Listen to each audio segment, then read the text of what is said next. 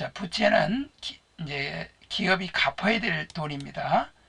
기업이 장래 현금 또는 상품으로 갚아야 될 채무로서 과거의 거래나 사건의 결과로서 현재 기업이 부담하고 그 이행의 경제적 가치 유출이 예상되는 의무입니다.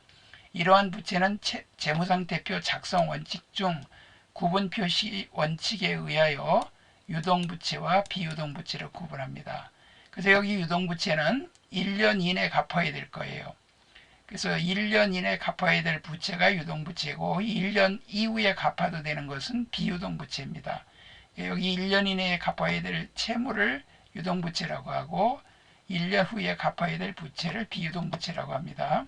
유동부채는 우리가 앞에서 공부했듯이 외상매입금, 또 지급보험, 어음대금 줄 거, 상품 외상값 갚아야 될 거, 돈 빌려온 차입금, 그 다음에 미지급금. 미지급금은 그 상품이나 원재료를 사오고 돈 안 준 거 외에 또는 뭐 외상값을 어음으로 갚았다든가 뭐 그런 거 외에 그 밖의 것들, 뭐 차량운반이라든가 기계라든가 이런 거를 팔고 이런 걸 사고 돈을 안 준 경우, 이런 걸 사고 돈을 안 준 경우, 그 다음에 계약금을 미리 받은 경우, 이걸 선수금이라 그래요. 이거 헷갈리지 말아야 돼요. 계약금 미리 받으면 나중에 물건을 보내줘야 될 의무가 있죠.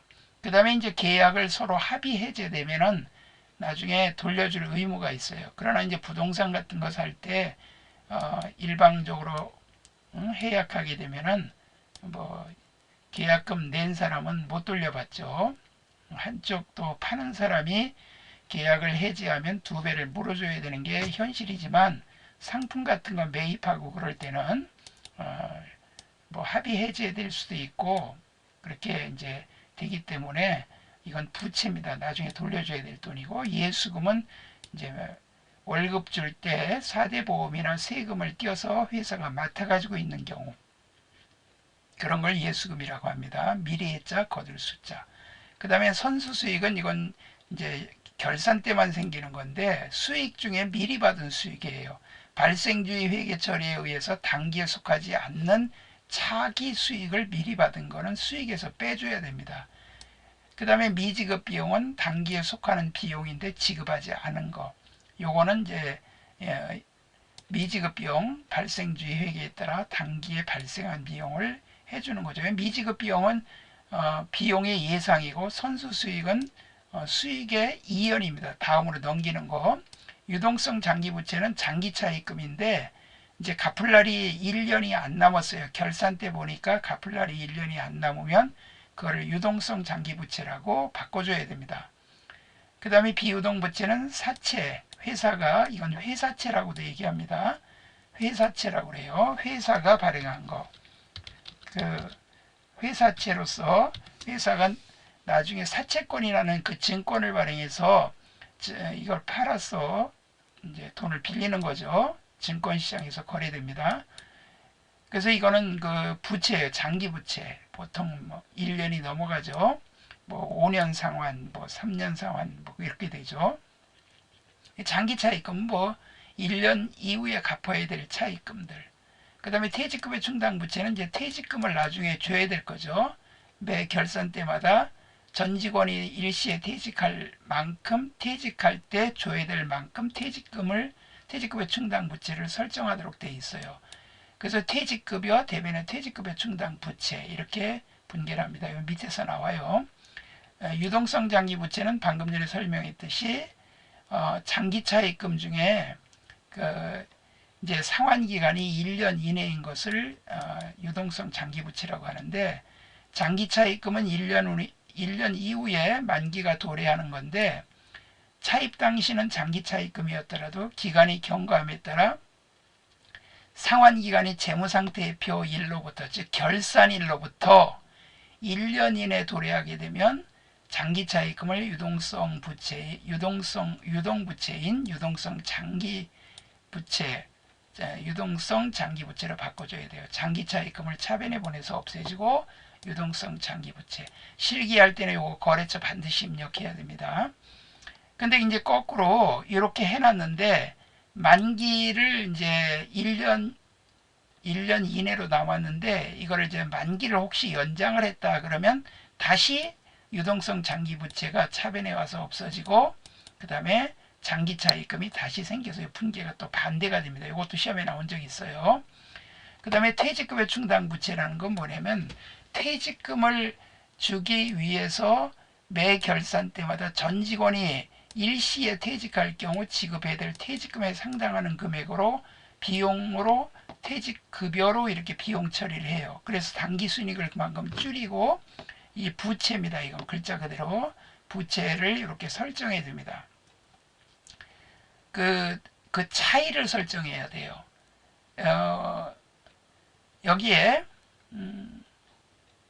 여기에서 중요한 게 있어요. 그 뭐냐면은 기중의 퇴직금 지급액과 임원 퇴직금 처리 방법으로 주석으로 이제 기재를 하는데 회계연도 말 현재 전 임직원의 퇴직금 소요액과 퇴직급여 충당금 설정 잔액 및 기중의 퇴직금 지급액과 임원 퇴직금의 처리 방법 등을 주석으로 이제 기재를 해요. 이제 주석이란 재무제표의 한 종류입니다. 그런데 문제가 뭐냐면 재무상태표에는 퇴직급여 충당 부채에서 퇴직연금 운용자산을 차감하는 형식으로 작성을 해야 돼요. 이게 왜 그러냐면은 퇴직급여 여기 이제 결산대입니다. 요 분계 퇴직급여 충당 부채에서 요거 과거에는 요걸 비용으로 인정을 해서 손익계산서에 비용으로 인정하면 순이익이 적게 나오고 수익금을 적게 냈었는데 이러다 보니까 이거는 장부상으로만 그냥 해두는 거예요. 퇴직급여 충당 부채는 장부상으로만 부채로 해둔 거예요. 근데 회사가 문을 닫아버리면 실제로 돈이 없으니까 퇴직금을 직원들이 못 받아요. 그래서 이거 안 되겠다 싶어가지고 반드시 퇴직연금에 가입하도록 돼 있어요. 그러니까 이제 퇴직연금으로 여기 두 가지 방법이 있는데 우선 퇴직연금 운용자산이라는 이건 투자자산이에요. 예금을 장기로 예금을 해도요. 그러니까 1년 근무하면 한 달치가 퇴직금이잖아요. 그거만큼을 퇴직연금 운용자산으로 적립을 이렇게 해둡니다. 그리고 이제 수수료 비용, 가입할 때 수수료도 내야 돼요. 그러니까 일반 예금할 때는 수수료 안 내잖아요. 그렇지만 이건 수수료도 내야 되고 은행이라든가 보험회사라든가 증권회사에 이걸 가입할 수 있어요. 뭐 현금으로 예금했다면 현금, 보통 예금으로 예금했으면 보통 예금에 나가면 이렇게 되죠. 근데 이제 이거는 회사가 연금을 이제 운영을 합니다. 예를 들면 삼성 같은 경우는 삼성생명에서 이거를 삼성 직원들 퇴직금 그거만큼을 적립을 해두고 그 삼성생명에서 그 운영을 해요. 그러면 그 삼성에서 그 연금 운영 자산이 그만큼 늘어나죠. 그러면 이거 퇴직연금 운영 수익 또는 이자 수익 이렇게 분계를 합니다. 물론 이제 결산 때는 이렇게 반드시 해줘야 돼요. 근데 이 퇴직급여 충당 부채에서 퇴직연금 운영 자산을 차감하는 형식으로 하고 이 퇴직급여를 다 비용으로 인정하는 게 아니라 퇴직연금 운영 자산으로 단기에 적립한 금액만큼만 비용으로 인정해 줍니다. 그래서 법인세법에서 그렇게 해주기 때문에 기업들이 이걸 가입을 안 하면 이거 하나도 비용으로 인정을 못 받아요. 그렇기 때문에 이거를 가입을 해줘야 돼요.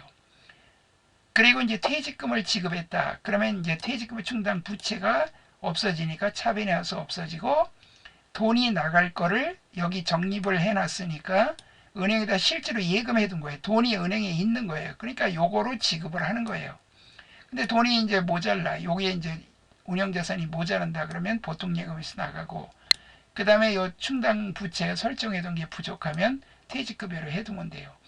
이 방법은 확정급여형이라 그러는데 이건 decision benefit이라 그래서 결정하다. decision benefit 효익을 결정하다. 나중에 직원들이 퇴직할 때 회사가 그 운영을 해가지고 나중에 한꺼번에 직원들이 퇴직할 때 한꺼번에 퇴직금을 주는 거예요. 보통 대기업들이나 일반 기업들이 이걸 많이 채용합니다. 이 방법을 많이 써요. 시험에 요 1번 문제가 시험에 나온 적이 많아요. 그리고 요 2번도 시험에 나오고 그 다음에 요거는 뭐 결산대 당연히 결산 정리상으로 요건 우리가 반드시 해야 됩니다. 그래서 이제 지급할 때 충당 부채가 없어지고 운영자산이 없어지고 요 분계가 시험에 잘 나와요. 근데 확정 기여형은 뭐냐면 기여만 하는 거예요. 그냥 decision contribution에서 그냥 그 사람들 퇴직할 때 퇴직금을 한꺼번에 주는 게 아니고 이 1년 근무하면은 한 달치가 퇴직금이잖아요. 그럼 그 한 달치 퇴직금을 1년에 12달로 나눠요. 그래가지고 그 사람의 이름으로 된 직원 이름으로 된 통장에다가 이걸 입금을 시켜요. 근데 그 통장을 가지고 그 직원이 그걸 마음대로 쓸 수가 없어요. 퇴직을 해야 쓸 수 있습니다.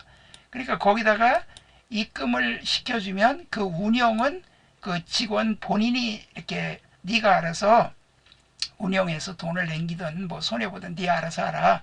그냥 우리는 돈만 넣어줄 테니까 기여만 할 테니까 이렇게 하라. 그리고 이제 수수료 비용 현금 끝나요. 요거는 아주 적은 중소기업이라든가 고액 연봉자일 경우 요거를 많이 채택합니다. 일반 대기업들은 다 이 방법을 쓰고 요거는 중소기업 같은 경우는 솔직히 퇴직금 줄 때 상당히 부담이 많이 돼요. 그렇기 때문에 1년 근무하면 한 달치 퇴직금을 12달로 나눠서 매달 그 사람 통장에 넣어주면 부담이 작잖아요. 그렇게 하고 고액 연봉자는 워낙 금액이 크니까 네가 알아서 이거 운영해라 하고 그 한 달치에 해당하는 그 돈을 갖다가 그 사람 통장에다 12달로 나눠서 이렇게 입금을 시켜주고 본인이 운영하는 거예요. 그래서 확정 기여용 요 분계와 확정 급여용 요 분계를 구분할 줄 알아야 된다. 이거 시험에 나옵니다. 요거로 처리한 거를 이렇게 처리할 거를 이걸로 했다. 수정하라. 뭐 이렇게도 시험에 나오고 그럽니다. 그리고 뭐 이 방법으로 분계하라 또는 이 방법으로 분계하라 시험에 나오니까 이걸 잘 공부를 해 두셔야 됩니다.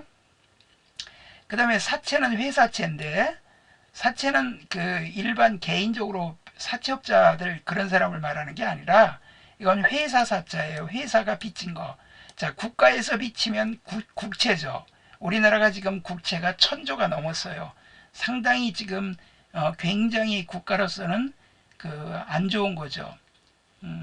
앞에 정부에서 굉장히 그 국채를 많이 발행했기 때문에 이 상당히 이건 부채를 늘린다는 거는 기업이 자칫 잘못하면은 나중에 재정 건전성이 해치게 되면은 국가가 좀 문제가 생겨요. 그렇기 때문에 가능하면 이 국채를 발행하지 않고 또 국채 발행한 걸 갚아줘야 돼요.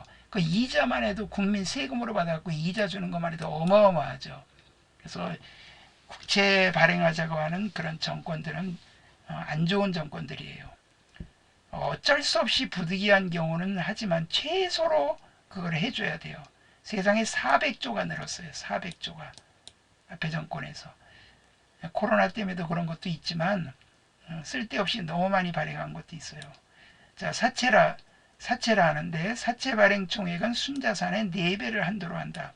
사채의 단위를 일자라고 하고 일자의 금액은 10,000원 이상으로 한다.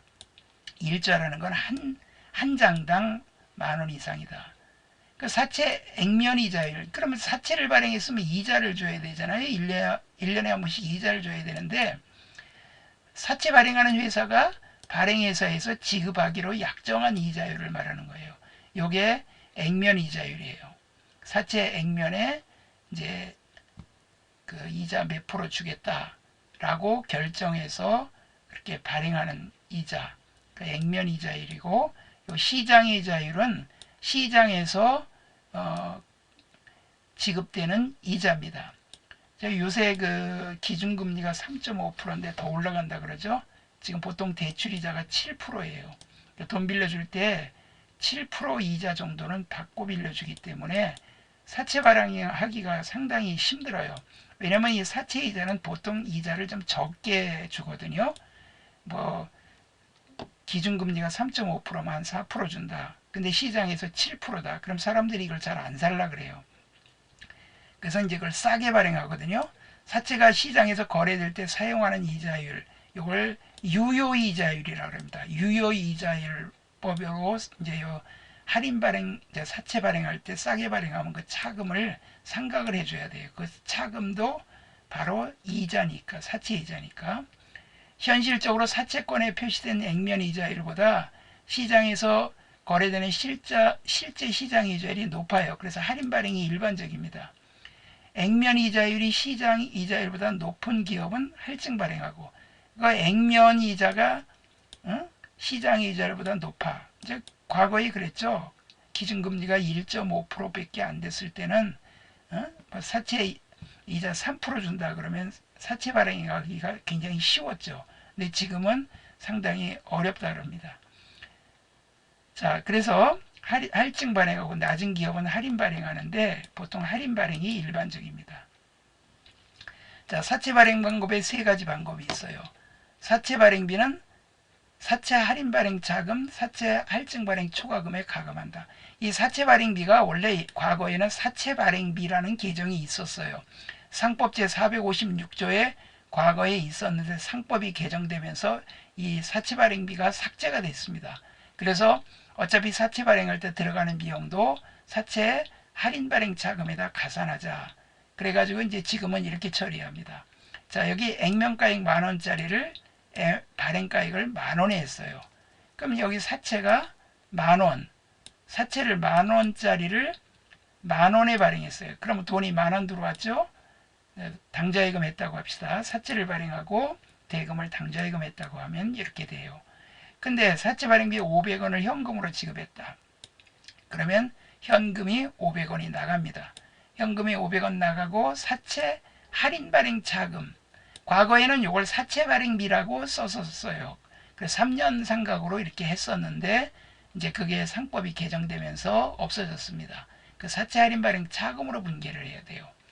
그 다음에 여기 할인 발행은 액면가액 10,000원인데 발행가액 9,000원에 발행했어요. 그럼 사채가 10,000원인데 돈은 9,000원밖에 못 받았어요. 왜 이렇게 싸게 발행하느냐? 이자가 낮으니까 사람들이 안 살라 그러니까 자 10,000원짜리 9,000원만 내고 가져가시오.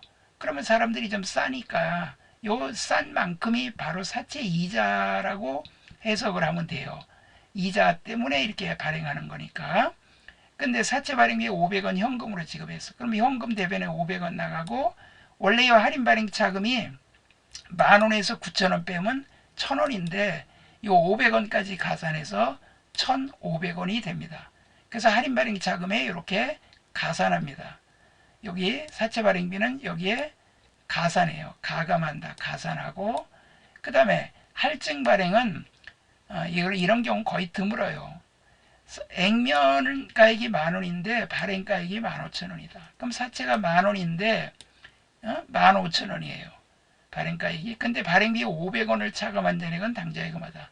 그럼 15,000원 발행인데 아예 그냥 증권회사에서 500원 비용 띄고 나머지 받아갖고 당좌예금 했어요.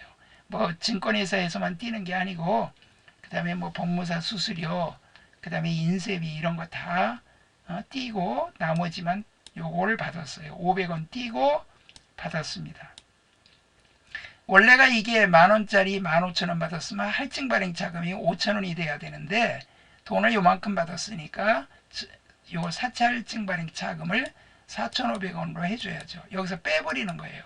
그래서 사채 발행비는 이런 식으로 할인 발행 자금으로 여기 더하거나 사채 할인 발행 자금에 더하거나 할증 발행 자금에 가산합니다. 자, 이랬다가 이제 사채 이자를 1년에 한 번씩 지급합니다. 사채 할인 발행 자금, 사채 할증 발행 자금도 유효이자율법, 즉 시장이자율법으로 생각을 합니다. 그래서 우리가 사채 이자를 주면 사채 이자, 그리고 대변에 보통예금, 그리고 요 사채 싸게 발행한 거 할인 발행 자금을 상환 기간 내 5년 상환이다 하면 5로 나눠 갖고 5년 동안 이걸 상각을 해줍니다. 사채 할인 발행 자금 이렇게 없애줘요. 그래서 이걸 완전히 없애줘야 됩니다. 5년 상환이면 5년 동안. 그래서 여기 사채 할인 발행 자금 상각이라고 하질 않고 그냥 사채 이자에 가산합니다. 요 계산할 때 요 사채 이자는요 유효이자율법이라 그러면 발행가액의 유효이자율을 곱해갖고 사채 이자로 하고 요 보통 예금은 액면에다가 그 액면 이자를 곱해서 실제로 돈 주는 걸 쓰고 나머지는 할인 발행 자금 이렇게 해요. 과거에는 이거 정액법 상각이라 그래서 이 금액을 5년상 아니면 5로 나눠 가지고 300원씩 딱딱 했는데 지금은 그렇게 안 해요.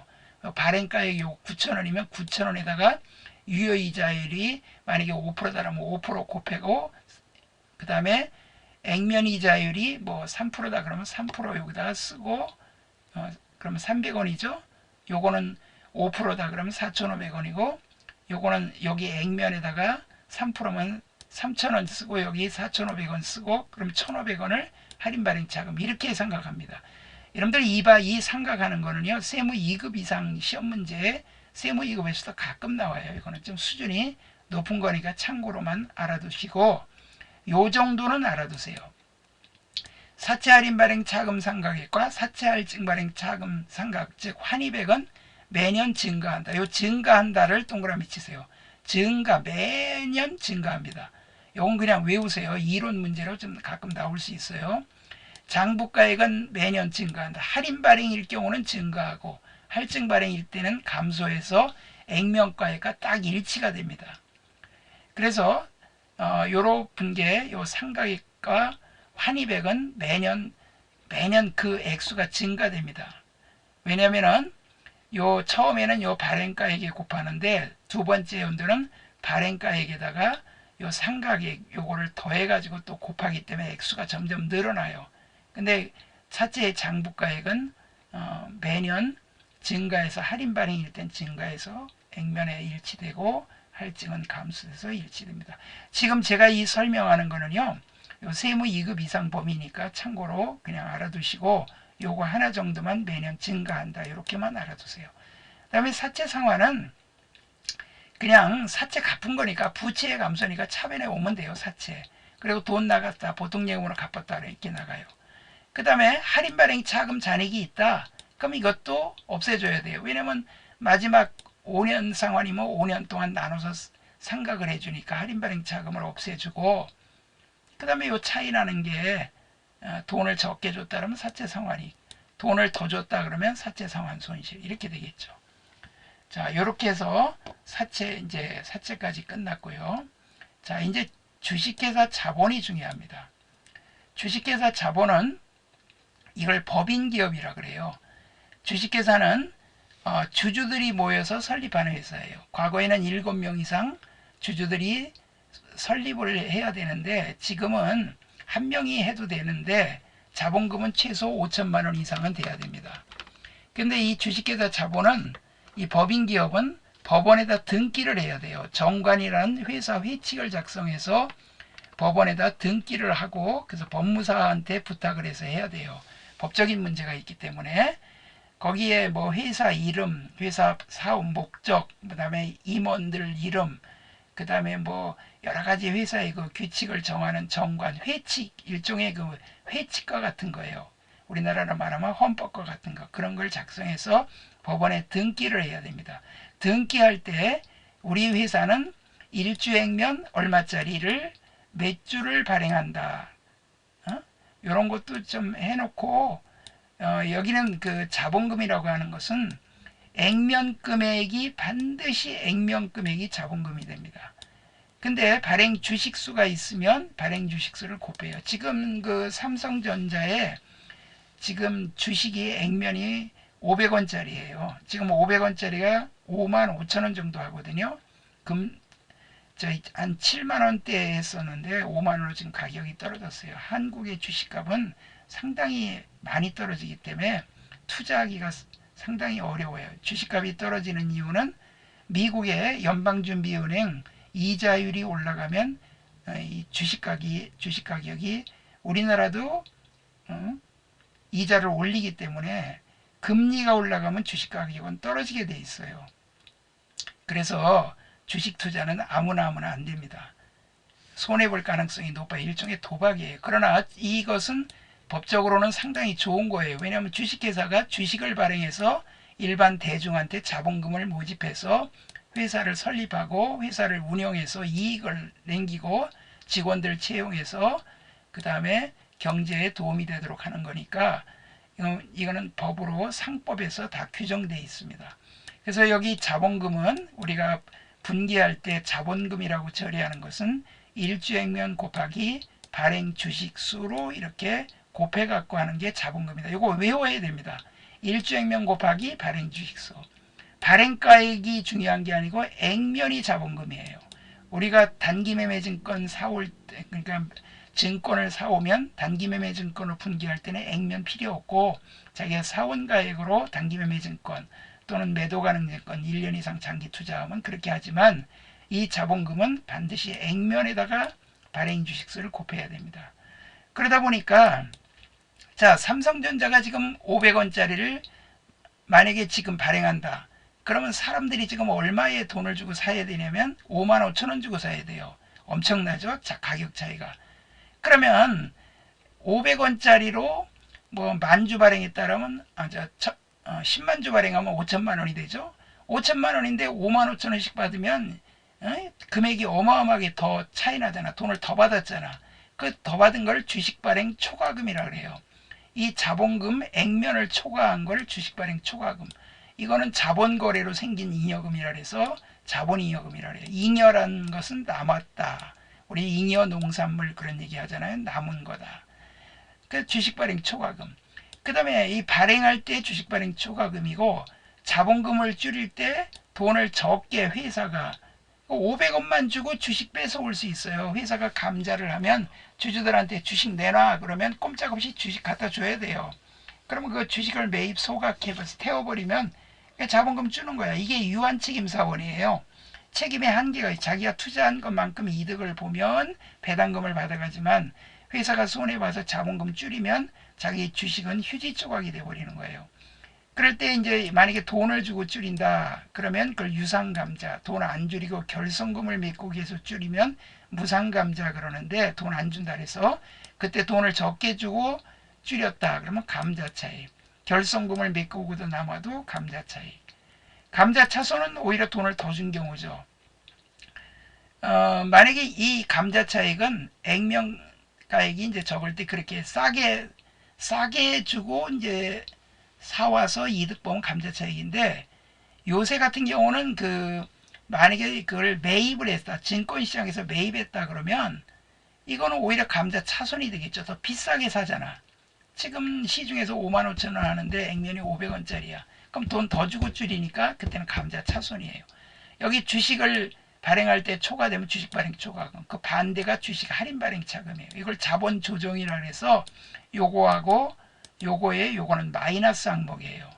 주식 발행 초과금과 주식 할인 발행 차금. 요거 서로 반대되는 거를 꼭 기억을 해 두세요. 요거 주감자. 주식이 감자다. 강원도 같은 경우는 옛날에 감자가 주식이었어요. 이렇게 해서 주감자로 외우세요. 감자차익의 반대가 감자차손. 그 다음에 자기주식 처분 손실. 자기주식 처분 이익이 있는데 자기주식 처분 손실. 자기주식. 이 자기주식이 뭐냐면 삼성이 발행한 주식을 삼성이 가지고 있는 거야. 그러면 안 돼요. 그러면 왜냐면 자기가 발행한 주식을 팔아서 그 돈을 받아서 회사에 자본금 조달해서 사업을 해야 되는데 자기가 발행한 주식을 자기가 가지고 있다? 그럼 얼른 처분해야 돼요. 그걸 팔거나 아니면 자본금을 감소시키거나 둘 중에 하나입니다. 이런 경우는 어떨 때 이런 경우가 생기냐면 만약에 삼성이 다른 회사를 합병을 했어요.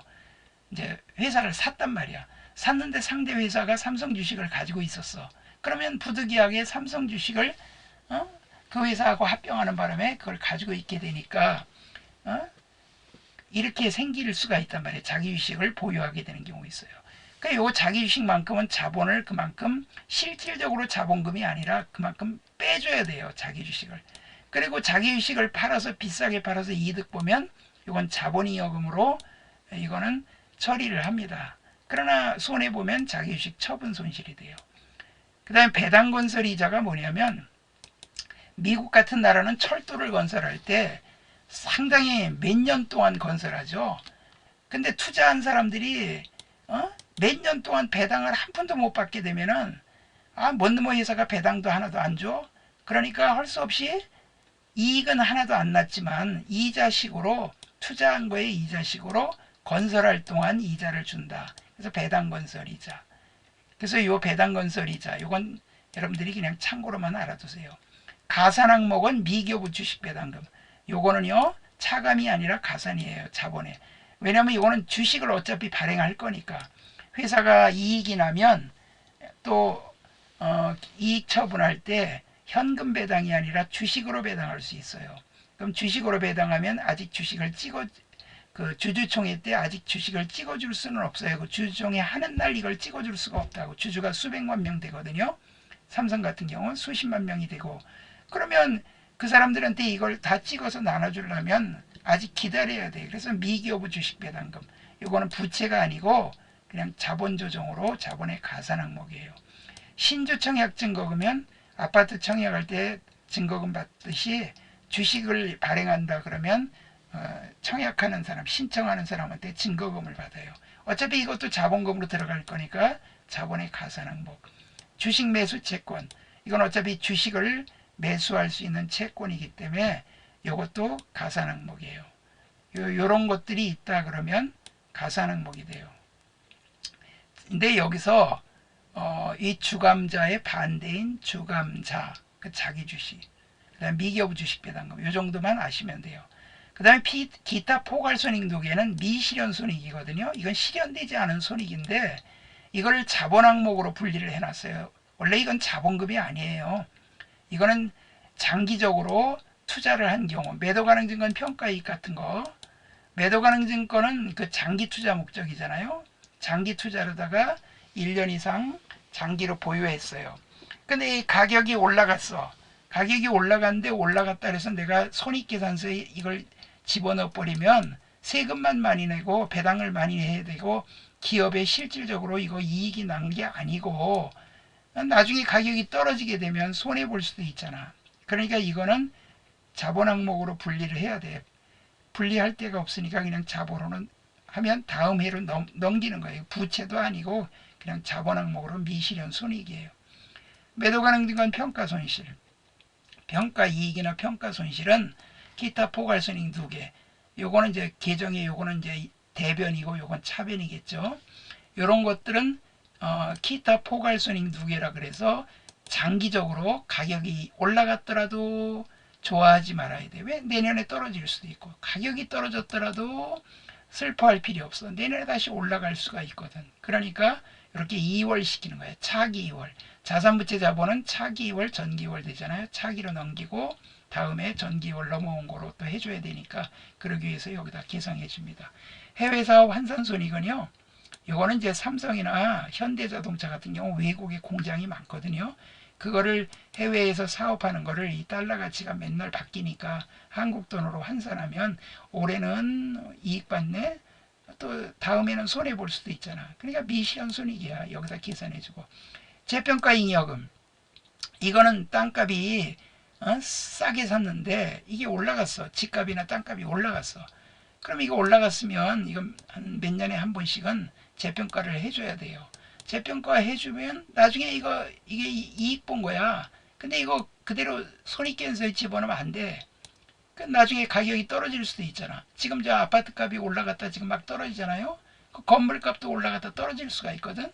그 재평가 잉여금을 했다가 나중에 재평가 차손이 생겼다. 그럼 이 잉여금으로 메꿔주는 거예요. 현금 흐름 위험 회피 파생 상품은 이게 이제 수출하는 기업들이 그 환율이 변동이 돼서 손해 보는 거를 좀 막기 위해서 요거를 은행에다가 그 예금을 해요. 은행에서 이런 상품을 파는데 과거에 은행이 어떤 데예요? 돈 장사하는 데잖아요. 그 사람들은 얼마나 머리가 야근데 하나도 손해 안 보려고 이렇게 어떻게 해가지고 기업들하고 많이 싸운 적이 있었어요. 근데 여기서 우리가 알아둘 건 매도 가능 증권 평가이익, 평가손실, 재평가 잉여금 정도만 알아두시고 이건 참고로 알아두세요. 자, 이익잉여금이 이제 중요합니다. 요거는 자본거래로 생긴 게 요거고요. 요거는 미실현손익이고 요거는 단기순익, 단기에 이익이 난 거예요. 단기순익을 갖고서 주주총회 때까지 기다리는 거. 그게 미처분 잉여금이야. 금년에 이제 결산을 한다. 12월 말일 결산하면 미처분 잉여금으로 보내요. 그랬다 다음 연도에 넘어가면 전기에서 넘어왔다 2월 잉여금으로 바꿔줘요. 그리고 주주총회 때 그 2월 잉여금 가지고 이제 배당도 하고 그 다음에 적립금도 만들어두고 현금 배당의 10분의 1인 이익준비금. 이 이익준비금은 상법제 458조에 매기 금전 배당, 현금 배당의 10분의 1 이상을 자본금의 2분의 1에 달할 때까지 매기 적립을 해둬야 됩니다. 이거는 강제 적립금이에요. 그래서 법정 적립금이에요. 그래서 이거는 반드시 적립을 해둬야 돼요.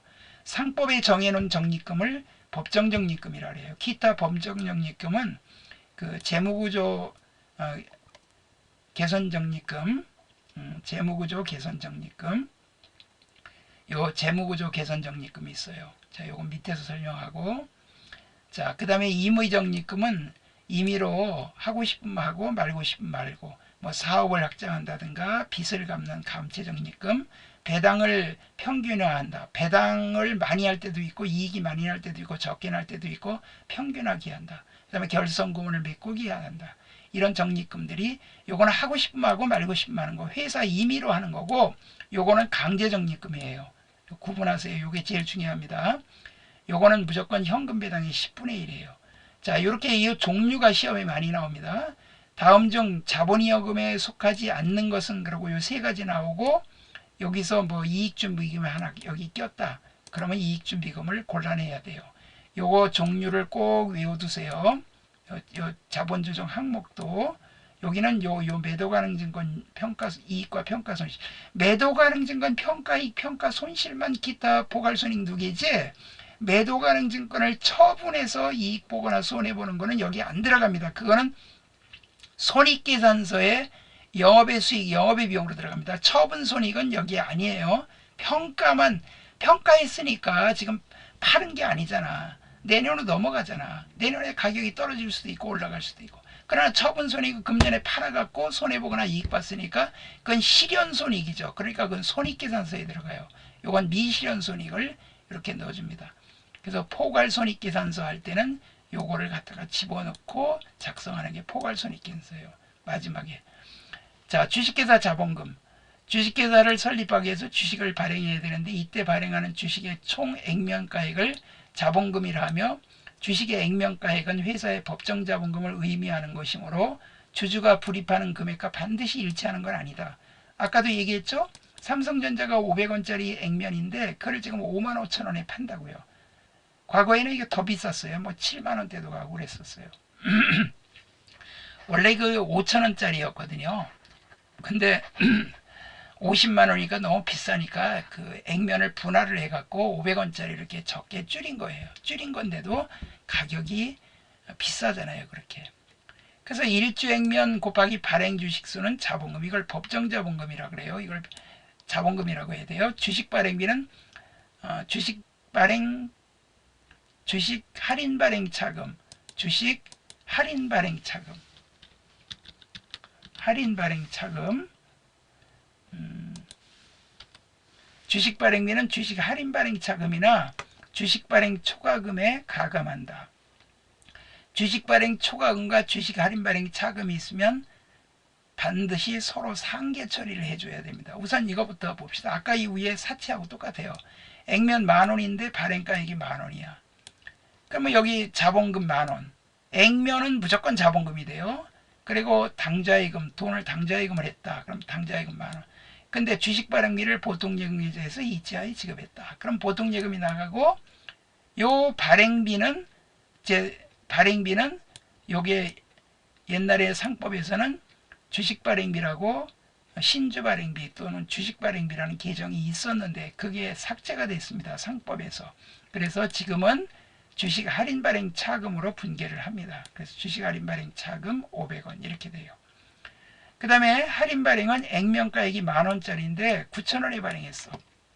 그럼 자본금 10,000원, 당좌예금 9,000원. 그러면 사실 1,000원이 주식 할인 발행 차금인데 이 발행비 500원을 보통예금에서 지급했으니까 이 발행비까지도 가산해서 1,500원을 주식 할인 발행 차금으로 분계하는 겁니다. 그 다음에 할증 발행은 발행가액이 20,000원인데 액면가액은 10,000원짜리야. 그러면 자본금은 10,000원. 무조건 자본금은 액면가액이라는 거 알아두세요. 일주 액면 곱하기 발행 주식수.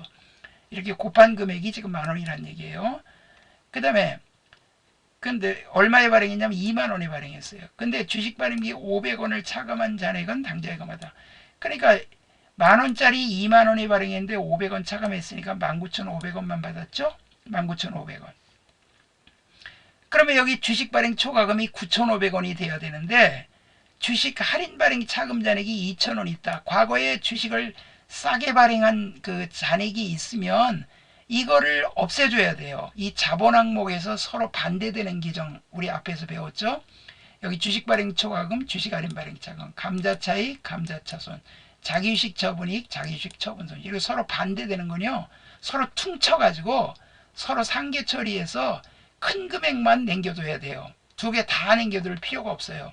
이렇게 회계 처리하도록 우리가 이렇게 처리하도록 하고 있으니까 주식 할인 발행 차금 잔액이 있다 그러면 할인 발행 차금은 싸게 발행한 거니까 차변에 있던 거예요. 그러니까 대변에 가서 없어지고 나머지 발행 초과금으로 합니다. 요것만 자본이익금이에요.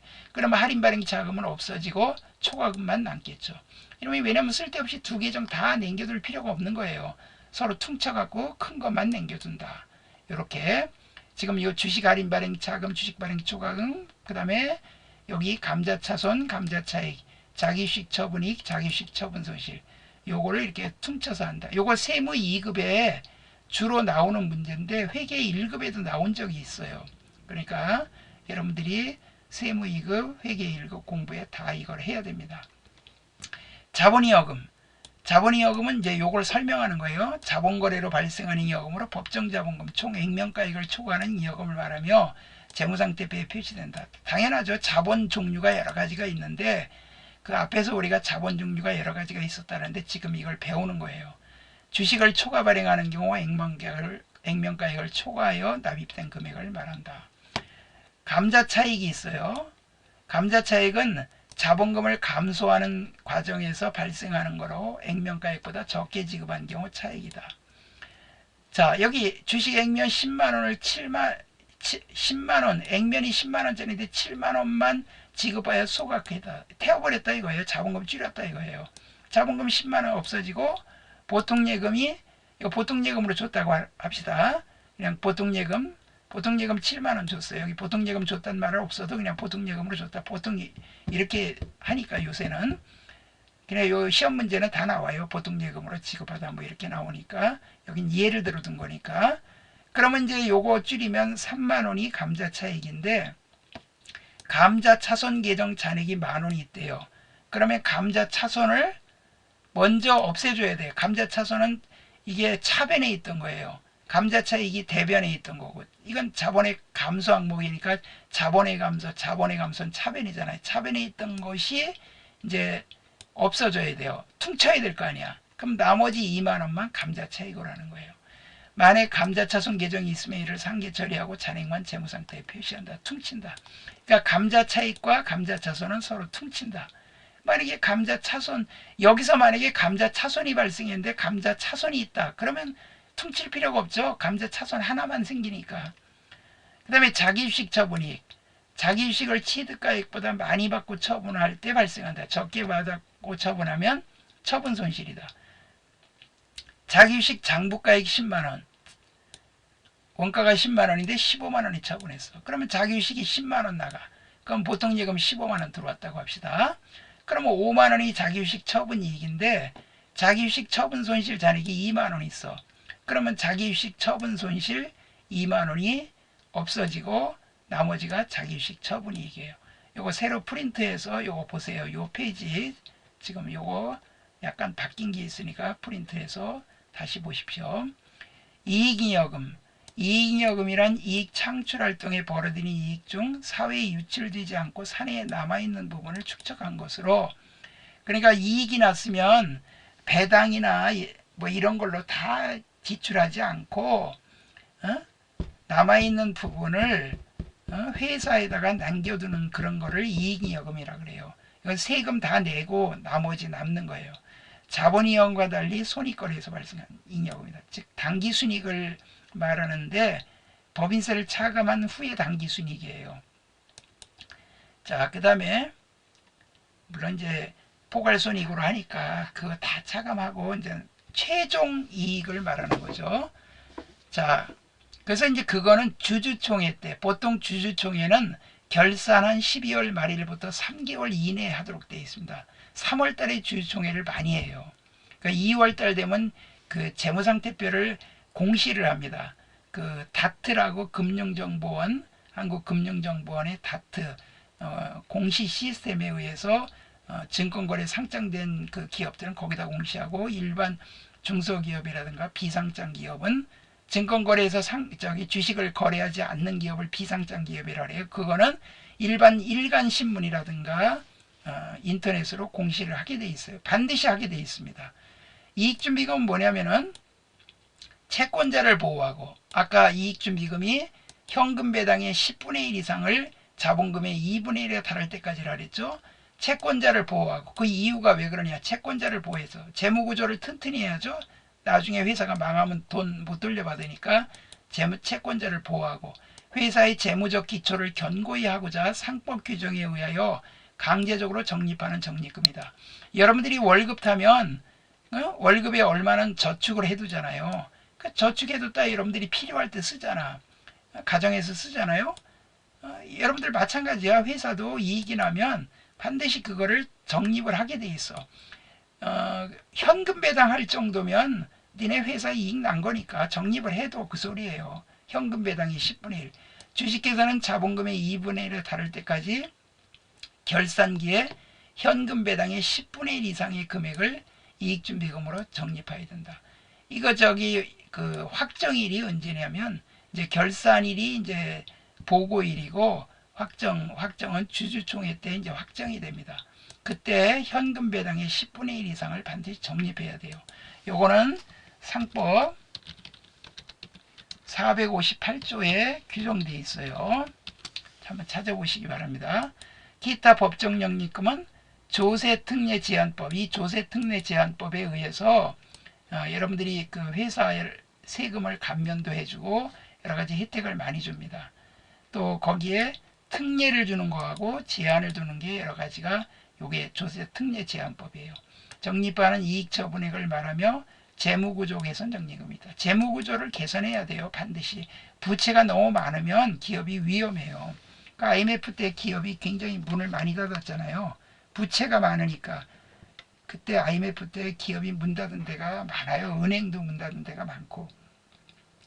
재무구조 개선 적립금은 자기자본 비율의 100분의 30에 달할 때까지 적립을 해둬야 돼요. 요거는 그냥 참고로 알아두시고요. 자, 임의적립금은 법률에 의하지 않고 회사가 임의로 일정한 목적을 위해 적립하는 적립금으로 사업확정 적립금, 퇴직급여 적립금, 사업을 확장한 거 퇴직금 주기 위한 퇴직급여 적립금. 아까 퇴직급여 충당 부채하고는 달라요. 이거는 그냥 적립해야 되는 거예요. 이거 형식적이야. 완전히 장부상으로 계정만 그렇게 이익 낭고를 이렇게 해주는 거예요. 실제로 이 법인 기업들은요, 제가 그 회사 하는 그 사장님들한테도 제가 이걸 문의를 받아요. 그러면 무슨 적립금으로 이렇게 해두십시오라고 제가 알려주거든요. 배당을 하면 이익준비금 반드시 적립해야 되고, 이런 사업확장이나 퇴직금이나 감채적립금으로 이런 걸 해두십시오. 이렇게 얘기를 해요. 배당평균적립금, 배당을 평균하기 위한 적립금. 그 다음에 자가보험금, 자기 스스로 보험금. 그 다음에 별도 적립금, 이런 것들이 임의적립금이에요. 차기이월이여금은 회사가 벌어들인 이익 중 배당을 지급하거나 다른 목적으로 적립하는 남아있는 이여금으로 이익이여금 처분계산서 차기이월이여금을 말한다. 원래 이제 그렇게 되는데, 우리 전산회계의 목적상 이게 주중에서 이익을 처분하면 이게 원래는 미처분 이익여금이에요. 미처분 이익여금인데 전산회계상 전기 12월 말일날 미처분 이익여금을 했던 게 금년에 넘어오면서 2월 됐다 그래서 2월 이익여금을 해줘요. 그래서 이런 거 처분하고 이제 남는 건 2월 이익여금이에요. 요거 2월 이익여금을 했으니까 요 처분한 것만 분기하면 되겠죠. 그러니까 여기 지금 미지급 배당금, 요게 부채입니다. 요게 금전 배당이에요. 요게 현금 배당입니다. 이제 이거 배당금 지급 통지서를 주주들한테 보내요. 주주총회 때 이제 주주들이 모여가지고 결정을 합니다. 이사회에서 금년에 배당 5% 하겠습니다. 그러면 주주들이 찬성합니다 하면 결정이 되는 거예요. 그러면 이제 직원들이 그 다음 날부터 그 통지서를 발송을 해요. 요새는 메일로도 하고 서면으로도 많이 보내죠. 그럼 그 받는 사람은 그 배당금 지급 통지서가 앞에서 배웠지만 그 통화대용증권으로 현금으로 처리하고 배당금 수익 이렇게 분기하지만 이 우리가 이걸 배당금을 주는 입장에서는 부채예요. 나중에 지급해야 될 부채입니다. 이거는 현금 금전 배당이에요. 금전 배당의 10분의 1을 이익준비금으로 해줘야 돼요. 이거 시험 문제에 요 금액만 주어지고 요게 안 주어지면 요 금액의 10분의 1이 요거라는 걸 기억해둬야 돼요. 미교부 주식 배당금은 주식으로 교부를 해서 찍어서 배당을 해야 되는 것들입니다. 그 다음에 사업 확장 영지금, 사업을 확장하기 위한 적립금 이런 것들로 처분합니다. 이익준비금과 이월이여금 등을 자본에 전입하고 주식을 주주들에게 무상으로 분배하면 여기 이제 이 미교부 주식 배당금 말고 그냥 회사 이익준비금이 이제 넘쳐요. 2분의 1이 초과됐어. 그리고 또 이익준비금 갖고서 자본에 전입하고자 한다. 그러면 이익준비금 아까 자본 항목이니까 아까 여기서 배웠던 거 다 어디야? 이게 다 대변 항목이에요. 자본조정은 요거의 차감 항목이니까 요 차감 항목은 마이너스 항목이지만 요건 빼기 항목이지만 이런 것들은 다 여기 대변 항목이란 말이에요. 그러니까 요거 이익준비금이 차변에 와서 없어지고 이월이여금 남는 거 그거를 자본금에 전입해서 주주들한테 무상으로 분배해요. 회사가 이익이 많이 나면 주식 찍어서 주식으로 나눠준다고요. 그래서 이렇게 해요. 근데 이거는 요 자본 거래 내에서만 요 내에서 이 자본이에요. 여러분들 자본금하고 자본하고 구분해야 됩니다. 요 범위 내에서 요게 줄고 요게 늘은 거야. 요게 이론으로 시험에 나올 수 있어요. 자본금은 증가되지만 자본 총액에는 변함이 없어요. 이익이여금에는 이익준비금으로 자본에 전입하다. 그러니까 주식을 무상으로 찍어서 주주들한테 나눠준다. 전입하다 그러거든요. 그럼 요거는 감소되고 자본금은 증가되지만 자본 총액은 변함이 없다. 이런 것을 잘 기억해 두시기 바랍니다. 이익준비금, 이월이여금, 대변의 자본금 이렇게 됩니다. 자, 근데 이제 여기서 주주총회 때 이제 이렇게 결정을 했어요. 보통 3월 달까지는 반드시 해야 됩니다. 보통 3개월을 두게 돼 있어요. 3개월. 보통 공시도 3개월 이내로 해야 되고 주주총회도 3개월 이내 해야 돼요. 모든 협회는 국가에서 법을 정할 때는 3개월 이내에 반드시 하게 돼 있어요. 이제는 앞으로 노동조합이라든가 모든 것들도 다 공시를 하게 돼 있어요. 그래서 이 법인기업은 대표이사가 돈을 함부로 갖다 쓰게 되면 형사처벌 받아요. 그러니까 이 드라마에도 그런 게 많이 나오죠. 그래서 함부로 쓰면 안 돼요. 왜냐하면 주주들의 권리를 해치기 때문에 그건 대표이사의 돈이 아니에요. 개인기업은 자기 마음대로 막 쓸 수 있지만 법인기업은 이렇게 분계도 이렇게 해야 되고 함부로 쓸 수도 없어요. 대신 대표이사는 월급을 그 비용으로 인정받아요. 대표이사 급여는 개인기업은 대표이사 급여는 비용으로 인정을 못 받습니다. 배당이라면 회사가 영업활동 결과 수행한 결과 창출된 이익을 자본을 투자한 주주들에게 보상의 의미로 지급하는 거다. 배당의 종류에는 현금 배당과 주식 배당이 있다. 우리나라 삼성그룹의 그 주주는요, 외국 기업들도 외국 사람도 엄청 많아요. 근데 그 사람들이 빠져나가면 달러가 다 빠져나가니까 우리나라 외환 보유가 줄어들기 때문에 외국에서 한국에 투자를 많이 하려니까 법인세를 좀 낮춰야 됩니다. 이 최저한세가 있어갖고 최저한세 10몇 프로만큼은 아무리 그 세금 낼 게 없더라도 반드시 대기업들은 세금을 내게 돼 있어요. 그래서 무조건 대기업들 뭐 혜택이다. 이거는 잘못된 얘기입니다. 자, 그래서 우리나라가 그 다른 때보다 대만보다 뭐 10%가 법인세가 높다라든가 그러니까 사람들이 우리나라 기업에 투자를 잘 안 하려고 그래요. 왜냐하면 세금을 워낙 많이 내니까 세금에 상당히 민감합니다. 여러분도 회사에서 들어가면 세금을 절약할 줄 아는 직원이 유능한 사원이에요. 합법적인 절약이지 탈세를 하게 되면 안 되죠. 그래서 이런 회계를 잘해야 되는 거예요. 그래서 세법도 잘 알아야 되고 그 다음에 세법에서는 그 날짜를 잘 지켜야 돼요. 그렇지 않으면 가산세를 왕창 봅니다. 세금도 제때 내야 되고요. 자, 그래서 배당금을 지급하면 주주에게 주식을 발행하여 교부한 경우 무상증자. 여기 미교부 주식 배당금이 없어지고 그 다음에 자본금이 증가되겠죠. 이거는 뭐 그 자본에서 왔다 갔다 하는 거니까 자본 총액에는 변함이 없죠. 주주들에게 현금으로 배당하면 이건 부채니까 이건 부채의 감소예요. 부채의 감소. 그리고 이건 소득세를 띱니다. 그리고 나머지 현금 지급해요. 실제로 수강생 중에 배당금을 받았다고 저한테 얘기한 사람들도 있었어요. 실제로 배당금 그 지급 통지서가 오면 그거 가지고 은행 가서 돈 찾아갑니다. 그래서 이거는 분계를 받은 사람 입장에서는 배당금 지급 통지서를 받으면 현금 대변의 배당금 수익인데 주식으로 배당을 한다 그러고 통지가 왔어. 그럼 이건 분계 안 합니다. 분계 안 해요. 주식으로 배당을 받은 주주는 분계하지 않고 주식수와 단가만을 수정하지 분계하면 안 돼요. 세무이급에 한번 시험 나온 적이 있었어요. 그러니까 절대 분계하면 안 됩니다. 주식 배당은. 근데 만약에 이제 중간에 배당금을 이사회 결의에 의해서 지급을 한다. 그러면 이건 중간 배당금이라고 분계를 해줘야 돼요. 미지급 배당금 2월 잉여금으로 할 수도 있는데 그 잉여금 처분계산서에 중간 배당금이라는 항목이 있어요. 그래서 중간 배당금으로 분계를 해야 거기 들어갑니다. 자, 요 분계를 봅시다. 결산 때 당기순이익 100원이 발생했어. 개인기업은요. 손익계산서 대변이 많아서 이익이 난 거니까 차변에 와서 없어져요. 차변에 손익, 대변에 자본금. 결산 때 순이익이 100원이 발생했어. 법인기업은 차변에 손익, 대변에 미처분 이익여금 이렇게 분계합니다. 처분하지 않은 이익이다 이거예요. 근데 전산회계에서는 추가로 미처분 이익금을 2월 이익으로 바꿔줍니다. 왜냐면 이게 다음 연도로 넘어가면 2월 되어 왔다 그래서 2월 이익으로 바꿔줘요. 그래서 2월 이익금에서 아까 이렇게 분계했었죠. 그 다음에 자본금을 감소시킬 때 액면 100원의 주식을 70원에 매입 소각하다. 아까 했던 거예요. 자본금 100원, 현금 70원. 근데 감자차손 잔액이 10원 있다. 그럼 감자차손은 손해본 거니까 차변에 있던 거니까 없애주고 나머지 감자차익 이렇게만 해주는 겁니다. 2월 결손금 70원을 보전하기 위해 이 보전이라는 거는 메꾼다 이 말이에요. 100원의 주식을 무상으로 받아 소각하다. 회사가 손실이 많이 나면 주주들한테 주식 내놓으라 그래요. 그럼 꼼짝없이 내놔야 돼요. 유한책임사원이기 때문에 주식 감소시킵니다. 그러면 그 사람 가지고 있는 주식이 그만큼 무효가 되는 거예요.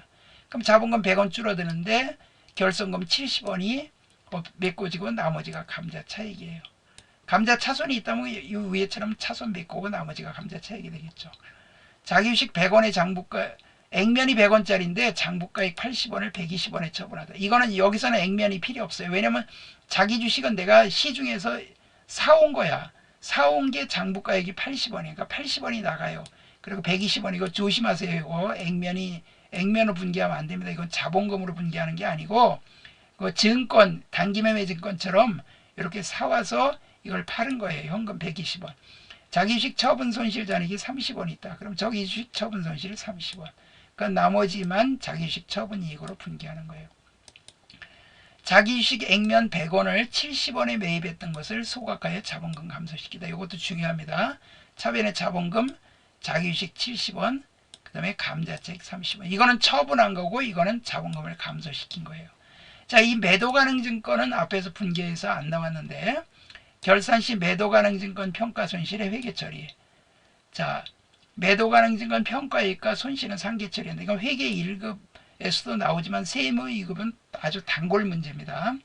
매도가능증권 장부가액 50을 70에 평가하다. 자, 그러면 매도가능증권이 20만원 올라갔죠? 20만원 올리고 그럼 매도가능증권 평가이익이 20만원이 돼야 되는데 이것도 퉁쳐야 돼요.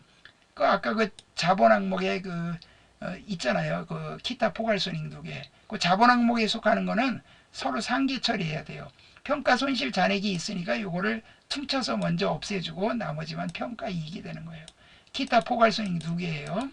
그 다음에 요거 조심하세요. 마지막 이거 상계 처리하고 자 전기의 장비 투자 목적으로 80만원이 취득했는데 전기 결산에 50으로 평가했어. 그러면 이제 50만원짜리가 된 거야. 매도가능증권이. 근데 70에 처분했어.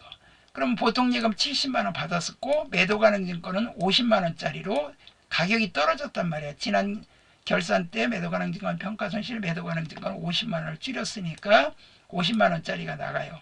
그럼 매도가능증권 처분 이익이 20만원이 생겨야 되지만 그게 아니에요. 50만원짜리 70만원에 팔았으니까 20만원 이익 받구나 이렇게 분개하면 틀립니다.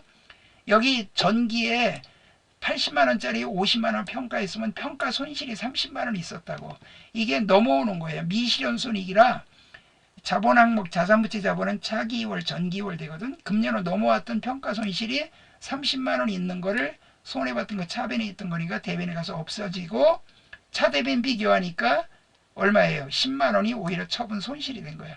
그러면 결론적으로 얘기하면 80만원짜리가 이거 합친 80이죠? 80만원짜리 여기 70만원에 팔았으니까 처분 손실 10만원.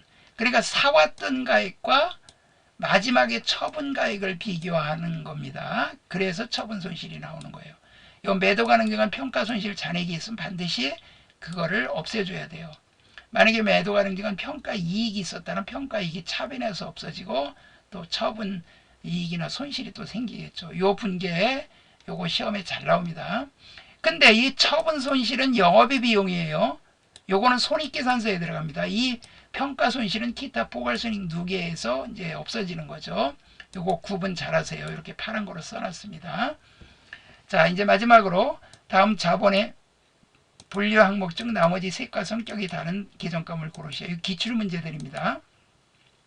주, 감, 자. 아까 그렇게 외우라 했죠? 주식 발행 초과금, 감자 차익.